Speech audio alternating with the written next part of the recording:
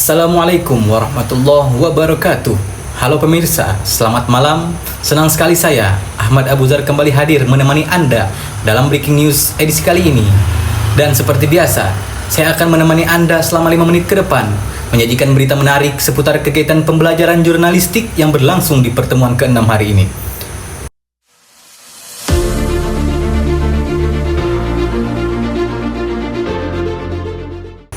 Pemirsa, dunia jurnalisme adalah dunia yang sangat dengan dinamika, tanggung jawab di balik setiap berita yang akan disaksikan. Terdapat kerja keras reporter, editor, hingga tim lapangan yang berjuang menyajikan informasi seimbang dan terpercaya. Pada hari Selasa, 7 Oktober tepatnya, di pertemuan ke-6 ini, kami mahasiswa kembali melakukan 2 kegiatan besar.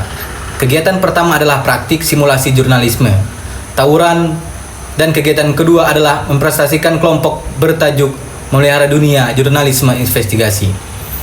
Dalam simulasi pertama, mahasiswa menerankan peran-peran penting dalam proses pemberitaan layaknya di dunia nyata. Saya sendiri bertugas sebagai news anchor yang memandu jalannya pemberitaan di studio dan menyampaikan informasi kepada pemirsa. Kemudian ada Faiko sebagai reporter lapangan, Dede yang berperan sebagai polisi, Iksan sebagai warga saksi, serta Adnan sebagai operator yang menangani sisi teknis dari tayangan. Simulasi kali ini mengangkat peristiwa tawuran antara pelajar yang menggambarkan situasi nyata di lapangan. Dari latihan ini, kami mahasiswa belajar bagaimana tim berita bekerja sama dalam menyusun sebuah laporan. Reporter melakukan wawancara, operator mengatur visual dan audio, sementara news anchor menyampaikan hasil liputan dengan bahasa yang profesional, jelas, dan berimbang. Simulasi ini juga menanamkan pemahaman bahwa dalam setiap berita harus selalu berpegang pada fakta, mengedepankan etika, dan tidak memihak pada salah satu pihak. Pemirsa, setelah kegiatan simulasi selesai, pembelajaran dilanjutkan dengan presentasi kelompok bertema menelusuri dunia jurnalisme investigasi.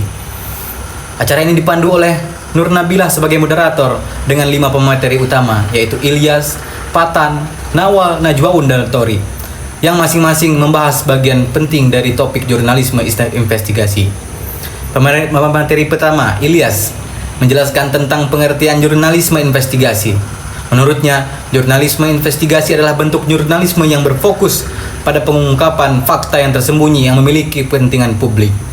Berbeda dengan liputan biasanya yang bersifat reaktif terhadap peristiwa, jurnalisme investigasi lebih proaktif, menelusuri kebenaran dan riset mendalam, wawancara, serta analisis dan data yang kuat.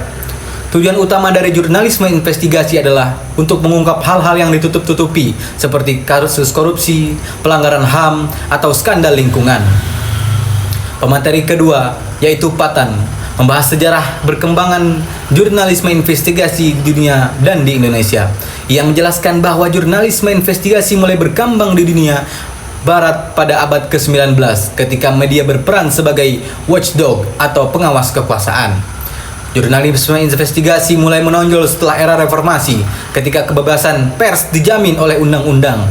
Media seperti Tempo, Kompas, dan Getra mulai pionir dalam melahirkan liputan-liputan investigasi yang berani dan tajam. Pemateri ketiga, yaitu Nawal, menjelaskan tahapan pelaksanaan jurnalisme investigasi. Ia menyebutkan bahwa proses investigasi tidak dilakukan secara instan, tapi melalui tahapan yang sistematis, seperti pencarian ide, studi kelayakan, dasar analisis, perencanaan, riset data, revolusi, hingga penulisan dan publikasi. Setiap tahap membutuhkan kehati-hatian dan keakuratan agar hasil investigasi tidak hanya menarik, tetapi juga bisa dipertanggungjawabkan secara hukum dan etika. Pemateri keempat, Najwaul, memaparkan perbedaan antara jurnalisme investigasi dengan jenis jurnalisme lainnya. Ia menjelaskan bahwa jurnalisme investigasi bersifat proaktif, mendalam, dan memerlukan waktu lama untuk mengungkap fakta yang tersembunyi. Sementara jurnalisme biasa bersifat reaktif dan aktual, cepat dalam penyampaian, tetapi tidak menelusuri informasi sedalam jurnalisme investigasi. Perbedaan inilah yang menjadikan jurnalisme investigasi memiliki nilai strategis dalam menjaga transparansi dan mendorong perubahan sosial. Pemateri kelima, Tori menutup presentasi dengan topik prinsip-prinsip dasar jurnalisme investigasi. Ia menekankan bahwa dalam menjalankan tugasnya, seorang jurnalisme investigasi harus bekerja secara sistematis, logis, objektif, legal, ilmiah, efektif, dan independen.